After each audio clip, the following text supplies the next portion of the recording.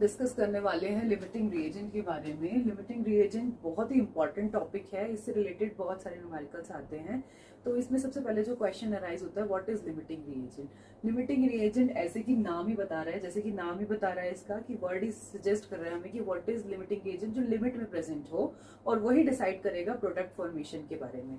इसको हम एक एग्जाम्पल से कंसिडर करते हैं। लेट्स सपोज आपकी मदर ने आपको एक रेसिपी समझा रखी है, 1 कप चाय बनाने की रेसिपी उन्होंने आपको क्लियर कर रखी है, फाइन, जो कि क्या है 1 cup milk plus 1 cup milk में वो डाल रहे हैं 50 ग्राम, 1 कप मिल्क में वो डाल रहे हैं 20 ग्राम ऑफ शुगर, फाइन, 20 ग्राम वो शुगर डाल रहे हैं और प्रोडक्ट बन रहा है टी फॉर 1 पर्सन। एक पर्सन के लिए चाय बनाने के लिए इतनी प्रोडक्ट की नीड है। वैसे तो टी लीव्स की भी जरूरत होती है, वो भी होता है, अगर वाटर डालना चाहे तो आप वो भी डाल सकते हैं। टी लीव्स की भी जरूरत होती है, लेकिन हम 2 ही रिएक्टेंट ले रहे हैं, यानी कि हम 2 ही चीजें ले रहे हैं रेसिपी फॉर्मेशन के लिए। तो हम यहाँ पर देखेंगे कि 20 ग्राम हमारे पास शुगर प्रेजेंट है और 1 कप, ये हमारी 1 पर्सन के लिए रेसिपी है, फाइन। लेट सपोज आपके घर गेस्ट आते हैं और आपकी मदर बोलती है कि 2 कप चाय बना के लाइए। किचन में जाते हैं और आप चेकआउट करते हैं तो आपको दिखता है कि 1 कप मिल्क तो प्रेजेंट है, साथ में 60 ग्राम ऑफ शुगर भी प्रेजेंट है, फाइन। तो अब आपके ऊपर आप डिसाइड करेंगे कि आप कितने कप चाय बना पाएंगे। सबसे पहली बात तो आपकी रेसिपी आपको बताती है कि 2 कप के लिए आपको 2 कप दूध की तो जरूरत है, 2 कप मिल्क की तो आपको जरूरत है, जो कि आपके पास कितना प्रेजेंट है, 1 कप ही प्रेजेंट है, ठीक है। तो अब 1 कप से कितना बनेगी, आपको पता है आपके पास 1 कप मिल्क है, तो जब 1 कप मिल्क है तो कितनी बनेगी टी, 1 पर्सन के लिए बनेगी, यानी कि कितनी बनेगी T for 1 cup T for 1 person, fine. एक ही पर्सन के लिए 1 कप टी ही आपका फॉर्म होगा। तो अब ये देखो, ये हमारा जो है जो लिमिट में प्रेजेंट है, यानी कि जो 1 कप जो मिल्क है that is known as our limiting reagent. यही हमारा लिमिटिंग रिएजेंट है, क्योंकि ये बहुत ही ज्यादा लिमिट में प्रेजेंट है। शुगर हमारे पास और तो बहुत ज्यादा थी, हम और भी ज्यादा यूज कर सकते थे। हमने 20 ग्राम यूज कर ली फर्स्ट फॉर्मेशन में, है ना, और 20 ग्राम के बाद हमारे पास कितना लेफ्ट हो गई, 40 ग्राम्स हमारे पास लेफ्ट थी शुगर। लेकिन रिएक्शन प्रोसीड नहीं हो सकती, यानी कि हमारी रेसिपी और नहीं बन सकती। हालांकि हमें 2 कप चाय बनानी थी, लेकिन वो नहीं बन सकती। क्यों? क्योंकि हमारा 1 of the reactant is in limit, यानी एक प्रोडक्ट हमारा किस में है, बहुत ही लिमिट में प्रेजेंट है। इसी को हम क्या बोलते हैं, लिमिटिंग रिएजेंट बोलते हैं। और यही लिमिटिंग रिएजेंट डिसाइड करता है फॉर्मेशन ऑफ प्रोडक्ट, कि प्रोडक्ट कितना बनेगा, रेदर और कितने भी अमाउंट में ज्यादा रिएक्टेंट्स, एक्सेस में कितने भी रिएक्टेंट्स प्रेजेंट हो, लेकिन जो लिमिटेड रिएजेंट है वही डिसाइड करेगा फॉर्मेशन ऑफ प्रोडक्ट, फाइन। एक रिएक्शन की फॉर्म में भी हम इसको कंसिडर कर लेते हैं। Let us take an example, A when reacted to B gives out C, fine. Suppose इसकी जो क्वांटिटी दैट इज 5, इसकी 10 है। अब ये बताइए, और इसकी 5 फॉर्म हुई है, और इसमें आपको बताना है क्वेश्चन कि लिमिटिंग रिएजेंट कौन सा है। इसमें आपको फाइंड आउट करना है लिमिटिंग रिएजेंट इसमें। तो लेट अस मोल कंसिडर कर लेते हैं, फाइन। तो अगर आप देखिए 5 मोल, अब A हमारा लिमिटिंग रिएजेंट है, अगर ये रिएक्शन प्रोसीड होगी तो आपके पास B एक्सेस में प्रेजेंट है, B 5 लेफ्ट हो जाएंगे, लेकिन 5 से ये रिएक्शन इतनी ही प्रोसीड होगी, फाइन। 5 से 5 मोल ही हमारे फॉर्म होंगे। 5 चाहे बच जाए हमें कोई मतलब नहीं है, लेकिन हमारे पास ये 5 एक बार कंज्यूम होने के बाद A जो है वो बिल्कुल 0 हो जाएगा। इसका मतलब हमारे पास ये जो है that is known as limiting reagent, fine. इसी को हम लिमिटिंग रिएजेंट बोलते हैं, और यही डिसाइड करता है formation of C, formation of product, fine. कौन कौन सी प्रॉब्लम्स को देख के आप बता पाएंगे कि ये लिमिटिंग रिएजेंट की प्रॉब्लम है। तो पहली कंडीशन क्या है, लिमिटिंग रिएजेंट की प्रॉब्लम, लिमिटिंग रिएजेंट की प्रॉब्लम होने की, अगर गिवन प्रॉब्लम लिमिटिंग रिएजेंट से रिलेटेड है तो उसकी पहली कंडीशन क्या है। पहली कंडीशन तो क्या है, इट कंटेन 2 रिएक्टेंट्स। अब 2 रिएक्टेंट्स क्यों, लेट सपोज अगर मैं बोलूं कि A से B और C बन रहे हैं, फाइन, A से B और C बन रहे हैं, तो ए तो सिंगल ही है ना, इसमें हम कौन सा कह सकते हैं कि कौन सा लिमिट में और कौन सा एक्सिस में प्रेजेंट है। अगर एक ही हमारा रिएक्टेंट है तो वो ही डिसाइड करेगा फॉर्मेशन में। एक ही रिएक्टेंट है तो हम किसी को भी लिमिट में कंसिडर नहीं कर सकते। लेकिन अगर हमारे पास दो रिएक्टेंट है ए एंड बी, तो हम एक को लिमिट में कंसिडर कर सकते हैं कि एक लिमिट में और एक एक्सिस में प्रेजेंट होगा। ऑब्वियसली एक लिमिट में होगा और एक्सिस में प्रेजेंट होगा। तो इट कंटेन्स टू रिएक्टेंट्स। पहली बात तो क्या होना चाहिए, रिएक्शन के अंदर दो रिएक्टेंट्स होने चाहिए। दूसरी कंडीशन क्या होता है, दूसरी जो हम प्रॉब्लम देख के क्या समझेंगे कि वन ऑफ दी, अगर दो रिएक्टेंट्स हैं, वन इज इन लिमिट, जिसको हम क्या बोलेंगे, लिमिटिंग रिएजेंट। एक लिमिट में प्रेजेंट होगा, दूसरा एक्सेस में होगा। जो लिमिट में प्रेजेंट होगा that is known as limiting reagent. Fine. दूसरा, limiting reagent decides the formation of product.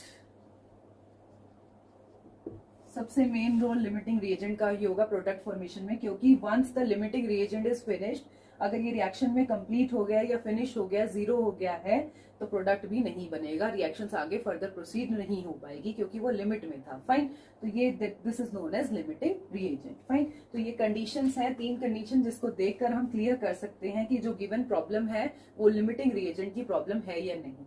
Fine. इससे रिलेटेड एक फॉर्मूला भी है, जिस फॉर्मूले को हम क्लियर करके हम देख सकते हैं कि प्रॉब्लम जो है वो लिमिटिंग रिएजेंट से रिलेटेड है या नहीं। 2a plus 4b gives out 6ab। Fine. हम ये कंसिडर कर लेते हैं। और नंबर ऑफ मोल्स ऑफ ए, आपको एक क्वेश्चन दिया हुआ है, जनरल क्वेश्चन, एक ऐसे क्वेश्चन कंसिडर कर लेते हैं और हमें पता है number of moles of A जो है that is given to you 4। Fine. Number of moles of B जो है that is given to you 2। Fine.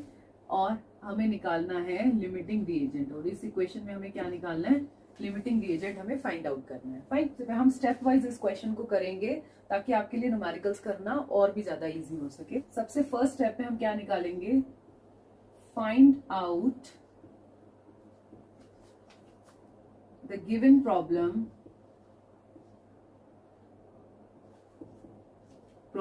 is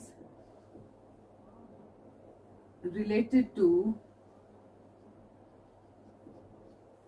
limiting reagent और not। यानी कि फर्स्ट स्टेप पे तो हमें ये बताना है कि जो हमें प्रॉब्लम दी हुई है वो लिमिटिंग रिएजेंट से रिलेटेड है या नहीं है। ठीक है। उसको निकालने के लिए जो बेसिक फॉर्मूला है ये याद रखना, बहुत ही इंपॉर्टेंट स्टेप्स हैं ये। Stoichiometric coefficient of A upon stoichiometric coefficient of B is equals to stoichiometric coefficient A का कितना है 2 एंड बी का कितना है दैट इज 4। फाइन। पहली चीज तो ये क्लियर हुई। दूसरा, moles of A upon moles of B. Moles of A और बी निकालेंगे। मोल्स ऑफ ए कितने हैं हमारे पास, 4 अपॉन 2। फाइन। तो अब हम इसको कट करके देख लेते हैं, दैट इज 1 अपॉन 2। और अगर हम यहाँ पर बोले क्या आ रहा है, 2 आ रहा है। फाइन। तो सबसे पहली बात, हमारी कंडीशंस क्या होनी चाहिए, SCA, यानी कि stoichiometric coefficient of A upon stoichiometric coefficient of B is always not equals to NA upon NB।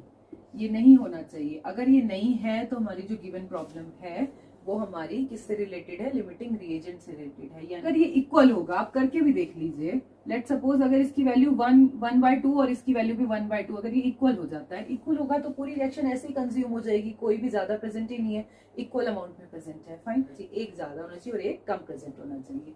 अब आता है स्टेप 2। एक ट्रिक हम फॉलो करते हैं। ट्रिक क्या है, number of moles moles upon stoichiometric coefficient हम करेंगे किसके, बोथ द रिएक्टेंट्स के, रिएक्टेंट ए के भी और रिएक्टेंट बी के भी। तो जिसमें जो सबसे लो आएगा, लोएस्ट होगा, वही हमारा क्या होगा, लिमिटिंग रिएजेंट होगा। जो लोएस्ट वैल्यू आएगी वही हमारा क्या होगा, लिमिटिंग रिएजेंट होगा। फाइन। तो जैसे ट्रिक में हम कैसे करेंगे, नंबर ऑफ मोल्स ऑफ ए, अगर मैं ए की बात करूं तो ए की बात में आप देखिए, number of moles of A NA upon stoichiometric coefficient of A which is equals to, देखो Na कितना है हमारे पास 4, स्टोइकियोमेट्रिक कोएफिशिएंट हमारे पास कितना है दैट इज 2। कितना निकल के आ गया, 2 है ना। तो यहाँ पर हमारे पास क्या आ गई, वैल्यू 2 आ गई। अब चलो बी के केस में देखते हैं। बी के केस में number of moles of B अब बी के केस में देखते हैं, moles of B upon stoichiometric coefficient of B. B की बात करते हैं, तो अगर बी की बात करेंगे स्टोइकियोमेट्रिक कोएफिशिएंट ऑफ मोल्स कितने हैं, 2 है, स्टोइकियोमेट्रिक कोएफिशिएंट कितना है, 4 है, यानी कि 1/2।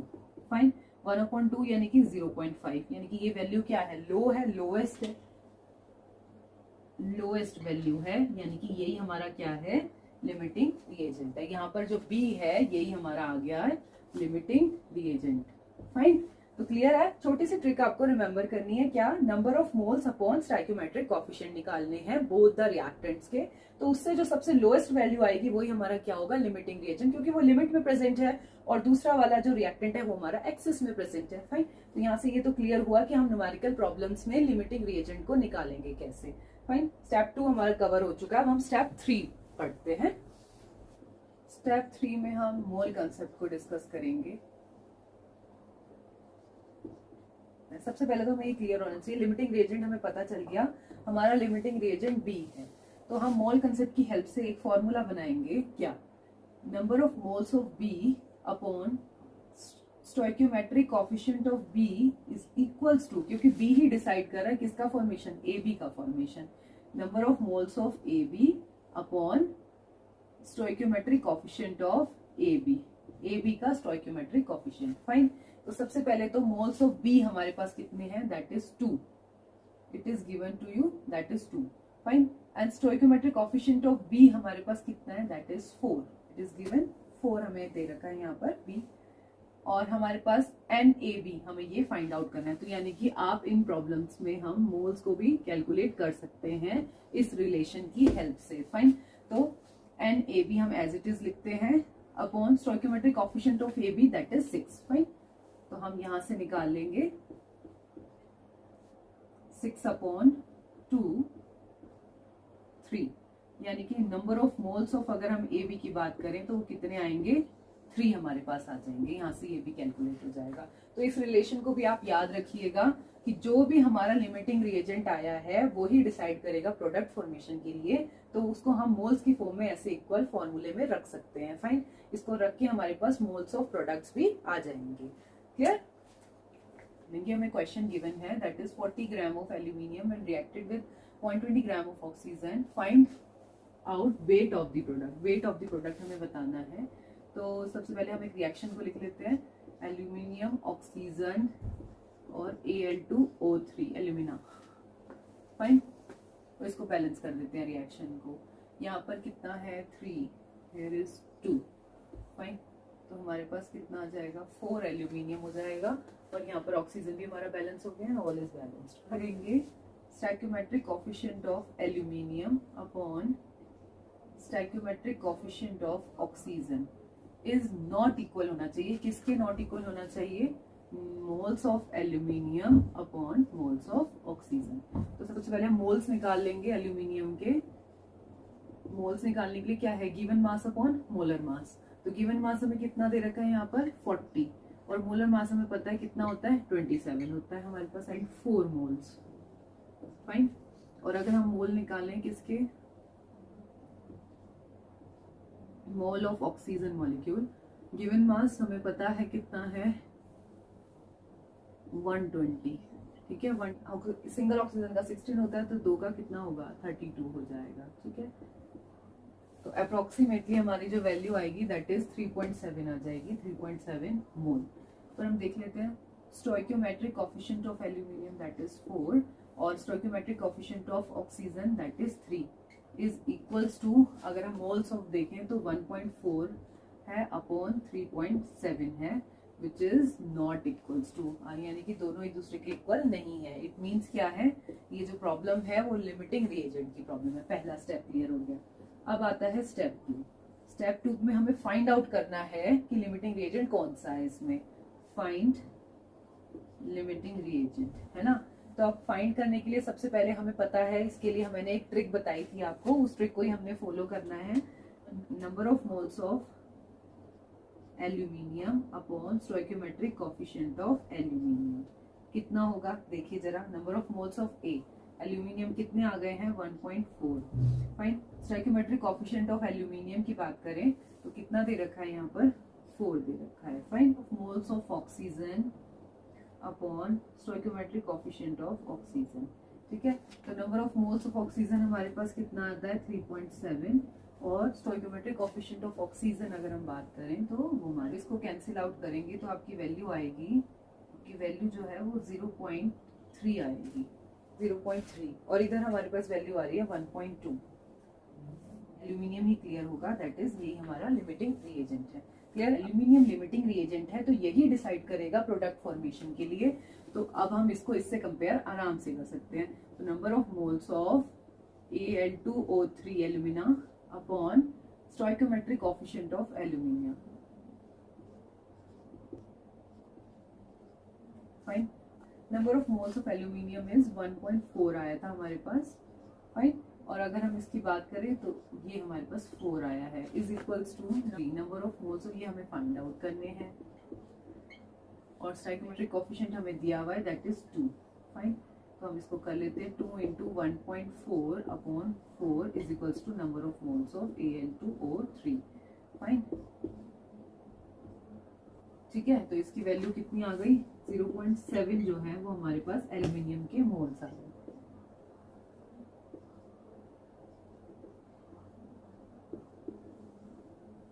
ठीक है, एक बात देखिए, जब हमारे पास मोल्स आ चुके हैं, मोल से वेट निकालना बहुत आसान है, आपको पता है।